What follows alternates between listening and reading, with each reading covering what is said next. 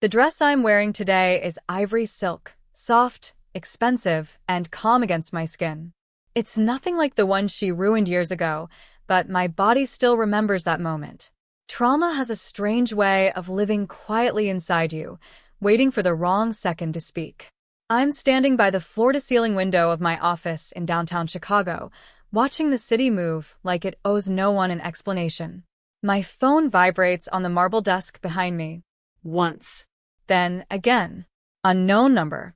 I already know who it is. I don't rush to answer. I smooth the fabric at my waist, noticing a tiny loose thread near the seam. Funny how I still notice small imperfections, even after everything I've built. When I finally pick up the phone, the voice on the other end is careful, too careful. Miss Carter, this is regarding the civil judgment from 3 years ago, the one involving your sister-in-law. My jaw tightens, but my voice stays steady. Years of practice will do that to a woman. That night flashes through my mind without permission. The laughter, the clinking glasses, the sudden cold splash of red soaking into pale fabric. Wine dripping down my body. Eyes on me. Her smile. Back then they said I was being dramatic. Now they're calling because the final payment cleared. Over $300,000. I end the call and stare at my reflection in the glass. Calm. Composed. Untouchable. But this story didn't start here. It started the night she decided to humiliate me in front of everyone and accidentally handed me my power. 3 years earlier, I was still the woman who tried too hard to belong. The dinner was at my brother Daniel's house, a polished suburban home in Naperville, all glassware and quiet judgment. I remember standing in front of the mirror that night, smoothing down my pale blue dress with shaking hands. It wasn't cheap, but it wasn't loud either. I wanted to look elegant, not threatening. Acceptable. My sister-in-law, Vanessa, greeted everyone like she owned the air in the room. Perfect hair. Perfect smile. The kind that never quite reaches the eyes. She hugged me lightly, as if too much contact might stain her. Dinner unfolded like a performance. Laughter that skipped over me. Side comments disguised as jokes. Vanessa correcting my words, my posture, even how I held my fork. Each remark landed softly enough to be deniable, sharp enough to hurt. I told myself to stay quiet. Don't make a scene. That's what women like me were taught. Then it happened. Vanessa stood to refill her glass of red wine, turned slightly toward me, and tripped. That's what she called it later. But I saw the calculation in her eyes before the glass tipped. I felt the cold splash hit my chest first, then spread downward, soaking the fabric, clinging to my skin. The room went silent. Red bloomed across my dress like a wound. Someone gasped. Someone laughed nervously. Vanessa covered her mouth, pretending shock, but her lips were fighting a smile. "Oh my God," she said. "I'm such a mess." My face burned hotter than the wine. My hands trembled. I wanted to disappear, but my body refused to move. I could feel the stickiness, the weight of everyone's eyes, the humiliation crawling under my skin. Daniel didn't say anything. Neither did my parents. I excused myself to the bathroom, locking the door before the tears came. I stared at my reflection, stained, small, embarrassed, and for the first time, something inside me hardened. That night, after I went home and peeled the ruined dress off my body, I called the only person who never minimized me, my Aunt Lorraine. She listened quietly, then said something I still carry with me. "Sweetheart, dignity isn't something people give you. It's something you defend." The next morning, I took the dress to a professional cleaner. Not to save it, but to document the damage. And then, for the first time in my life, I called a lawyer. Filing that lawsuit felt like stepping into a storm without an umbrella. People warned me. Family friends whispered. My own mother asked if I really wanted to take it that far. But something had shifted inside me the moment I signed those papers. I wasn't just fighting over a ruined dress. I was fighting for the version of myself that had always been told to swallow disrespect and call it grace. The legal process was slow and emotionally draining. Vanessa played innocent.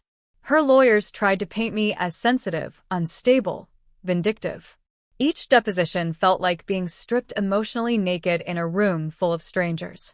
I cried in my car more times than I can count, gripping the steering wheel, mascara streaked, wondering if I was making a terrible mistake.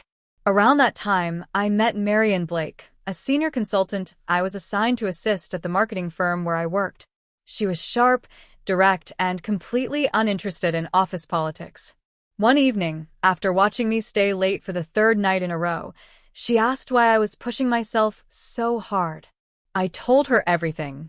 The wine, the lawsuit, the fear of being seen as too much. She didn't pity me. She smiled. Good, she said. Anger, when used correctly, is fuel. Marianne became my mentor without ceremony. She taught me how to negotiate without apologizing, how to speak last in meetings, how to let silence do the heavy lifting. I started taking on harder projects, learning analytics, branding strategy, client psychology. My nights blurred into mornings fueled by burnt coffee and stubborn determination. The lawsuit continued quietly in the background, but my life began to expand. My first major win came when I secured a regional client single-handedly, my first five-figure commission. I remember sitting on my kitchen floor, paycheck in hand, laughing and crying at the same time. It wasn't just the money. It was proof. I didn't post about it. I didn't tell my family. Online, I stayed modest. A sunset photo. A book on a cafe table. Nothing that revealed the long nights or the rising numbers in my bank account. Meanwhile, the legal case turned. Security footage from the dining room surfaced, clear enough to show Vanessa's deliberate movement. The trip that never was. The intent. Her tone changed after that. Settlement talks began. Numbers were discussed in hushed rooms I was no longer afraid to enter. I listened more than I spoke. I learned patience. Power. By the time the final judgment was set, my career had quietly transformed. Promotions came. So did private clients. Marian encouraged me to open my own consultancy. I did. By the time Vanessa realized the lawsuit wasn't going away, I was no longer the woman she spilled wine on. I was the woman who could afford to wait. The invitation came from Daniel. A family brunch. Neutral territory. His message was polite, careful, almost formal, like he was negotiating instead of inviting his sister. I waited 2 days before responding yes. I chose my outfit with intention that morning. A tailored cream blazer, soft but structured. Black heels I didn't need but liked. As I fastened a delicate gold necklace at my throat, I caught my reflection and paused. There was no anger in my eyes anymore. Just clarity. They didn't know where I worked now.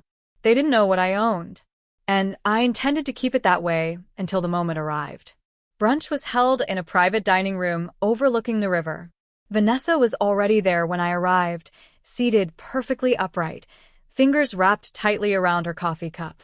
She looked smaller, less polished. Her smile flickered when she saw me. "Emily," she said, drawing my name out carefully.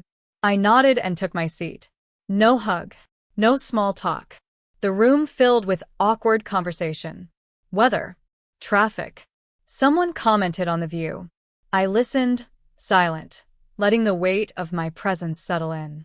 Years ago, silence had been my weakness. Now it was a tool. Halfway through the meal, Daniel cleared his throat. "So," he said, not quite meeting my eyes, "we heard about the judgment." Vanessa's jaw tightened. I set my fork down slowly. The clink against the plate felt louder than it should have. "Yes," I said calmly. "It's finalized." My mother looked confused. "Judgment?" Vanessa exhaled sharply. "She sued me," she said, the words laced with bitterness. "Over a dress." I didn't interrupt. Daniel shifted uncomfortably. "Vanessa, the amount." $312,000, I said softly. The table went still. My mother's hand flew to her chest. Daniel stared at me like I'd spoken another language. Vanessa's face drained of color. "That includes damages, legal fees, and emotional distress," I continued, my voice steady. The footage didn't leave much room for argument. Vanessa's eyes flicked away. I reached into my bag and placed a slim folder on the table, not to threaten, but to end the guessing. Inside were documents, the ruling, the payment confirmation, and the business registration papers she hadn't seen yet. I also wanted to let you know, I added, I won't be available for family financial discussions moving forward. My firm has entered a growth phase. My father frowned. Your firm? I smiled then. Not sharp, not smug. Just honest. I own Blake and Carter Consulting, I said. Marianne retired last year. I bought her out. Silence. Thick. Heavy. Daniel looked at Vanessa. Vanessa looked at the table. You never said anything, my mother whispered.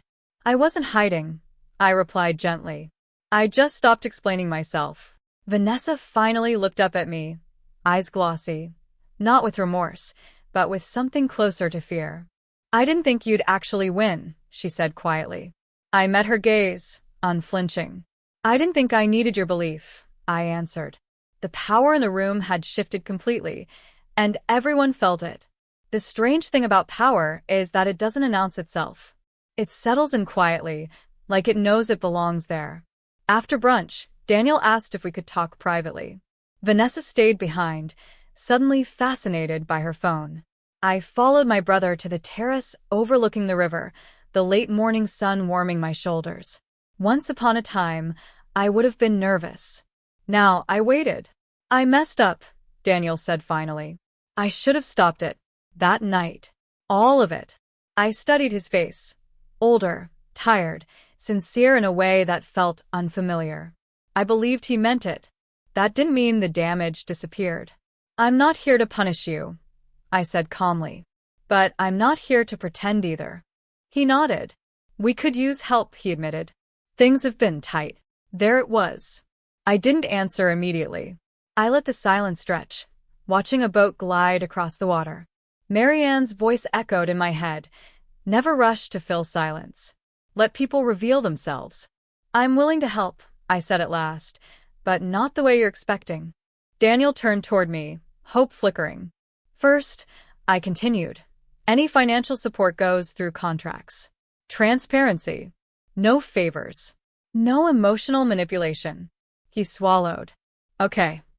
Second, I said, my tone firm but even, Vanessa attends accountability counseling. Not couples therapy. Individual. I'm not interested in apologies, she doesn't understand.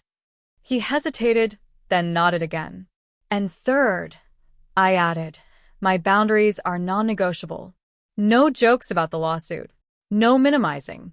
No rewriting history to make anyone more comfortable. Daniel exhaled slowly. That's fair.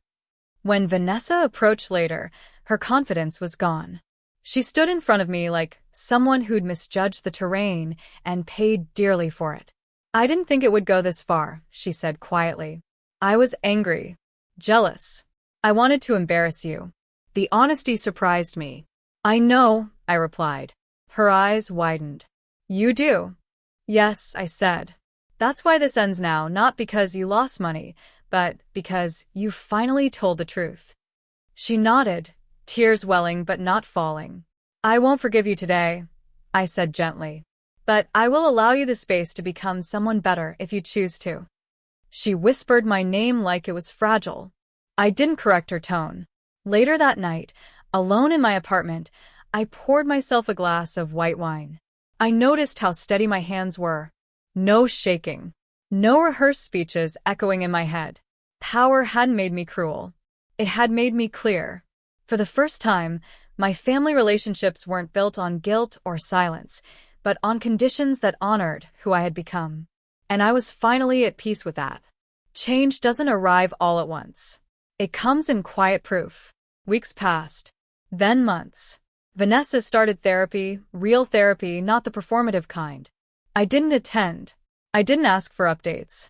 Her growth was her responsibility now, not my project. Daniel kept his word too. Every conversation stayed respectful, measured, honest. No jokes. No excuses. No rewriting the past to soften the truth. What surprised me most was my mother. One afternoon, she came to my office unannounced. She sat across from me, hands folded, eyes searching my face like she was finally seeing me clearly. I didn't protect you, she said. And I should have. The words landed gently, but they mattered. I nodded, accepting them without ceremony. Forgiveness, I learned, doesn't always need drama. Sometimes it just needs acknowledgement. That night, alone again, I opened the back of my closet and pulled out a garment bag I'd kept for years.